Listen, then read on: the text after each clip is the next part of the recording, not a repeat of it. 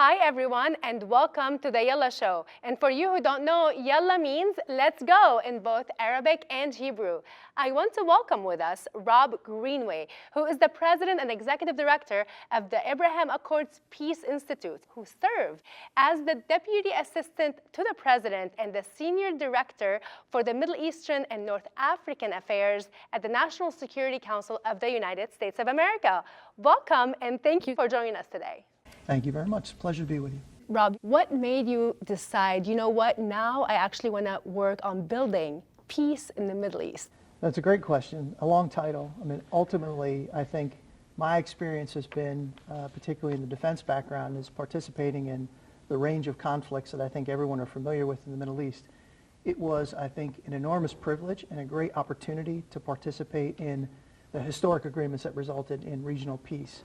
Because destruction is, of course, easy, but construction, which is really what fundamentally peace is about, is much more difficult, but it's so much more rewarding.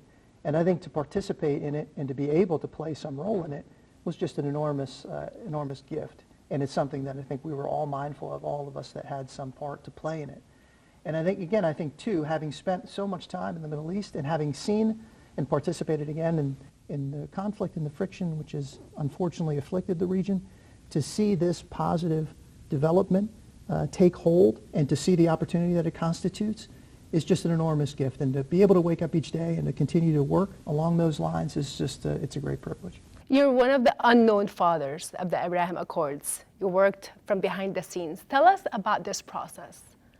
Well, sure. Well, there's often I think and accurately said that there's a small group of people that were involved both on the American and on the individual country side.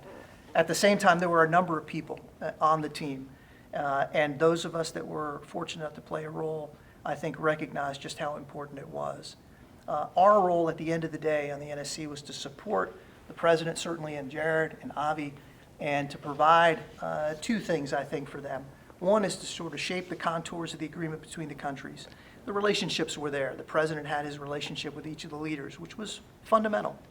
Jared also had strong relationships with each of the decision makers in each of the countries, without which we would not have gotten to this point.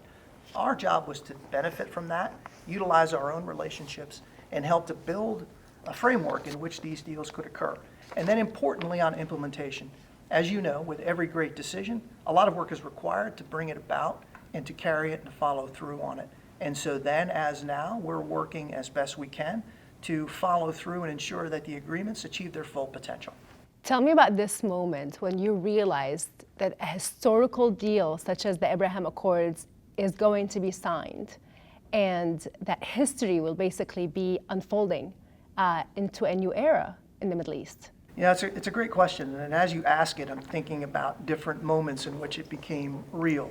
And so when you participate in something that's this significant, you don't often appreciate it at the time. You're busy, of course, working, contacting, and building connections and identifying the sort of parameters of the deal beforehand, and you're never entirely sure if it's going to happen. I think what's not fully appreciated is there's a lot of work that actually went into these, and so while it seems that the 5 historic agreements in 4 months or so time seems like everything just emerged out of nowhere, the reality is there's years worth of work built up to establish trust and confidence. And so at few times, I think, did it really become real. The first was probably the day of the first call, the normalization agreement with the Emirates in August. And at that point in time, even up to that day, we weren't 100% sure it was going to happen. And of course, again, it wasn't widely known.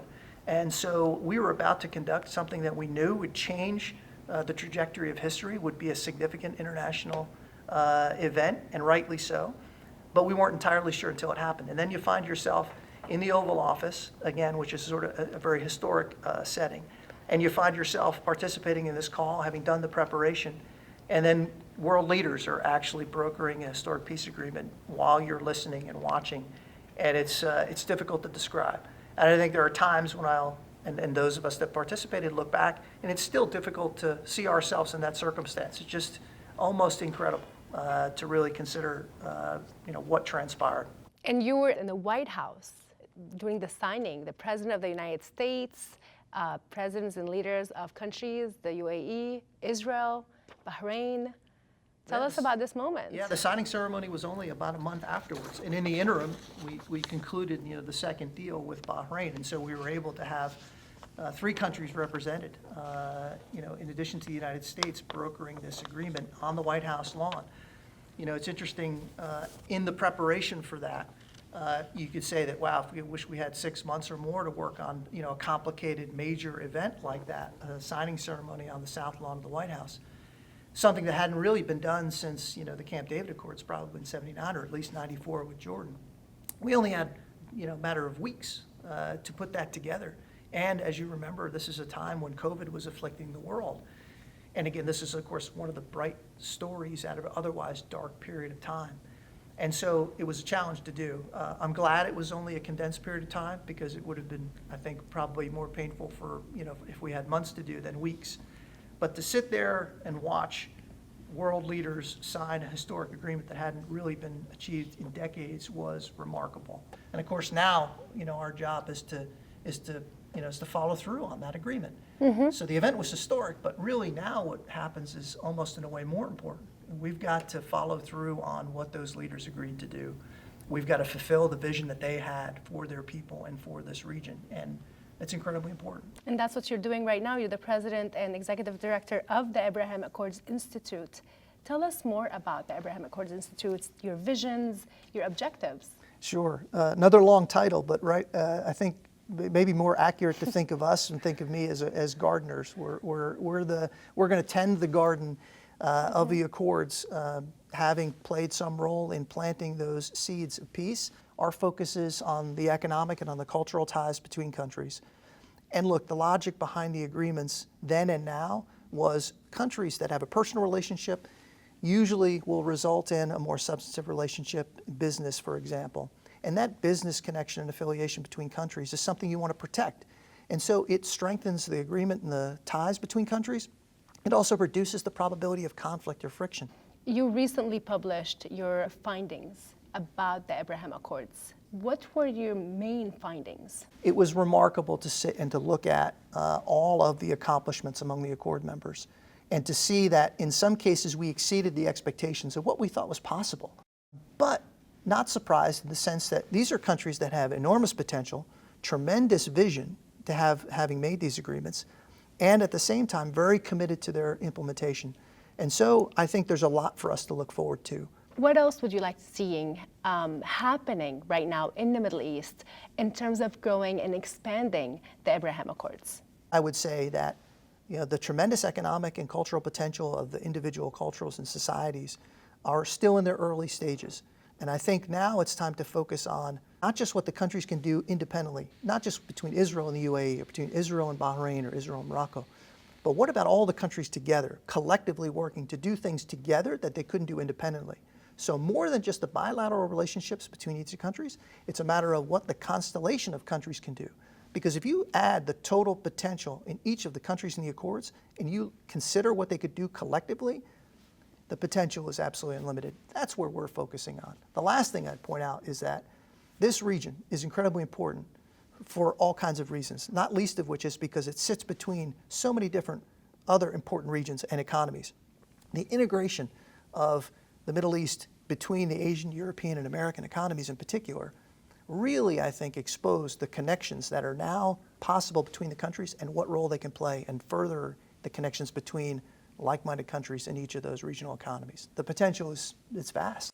In your opinion, what should make a young Arab man or a woman support the Abraham Accords? How would peace impact their lives, the lives of the average person in Arab countries and in Israel right now after the Accord? This is a question that I always get. No, I think it's the right one too, because if you consider the population shift that's going on in the region, not just the Middle East, but certainly within the Middle East and North Africa, you've got an increasingly young population.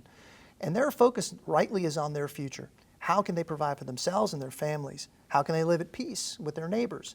And these two questions are both, I think, in a way answered by the Abraham Accords, because this provides, for the first time in a long time, a real potential opportunity for both of those things, for economic potential, for prosperity, and certainly for peace between each of the countries and their neighbors.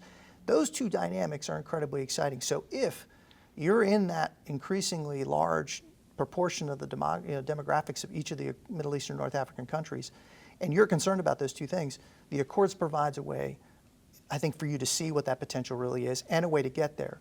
Now, I think it makes what you and your organization so important is being able to tell the story, but being able to show them how they can participate in this process and show them what other people are already doing. As you know, people have initiative in this part of the world. One of the great things about these countries in particular is there's a tremendous initiative.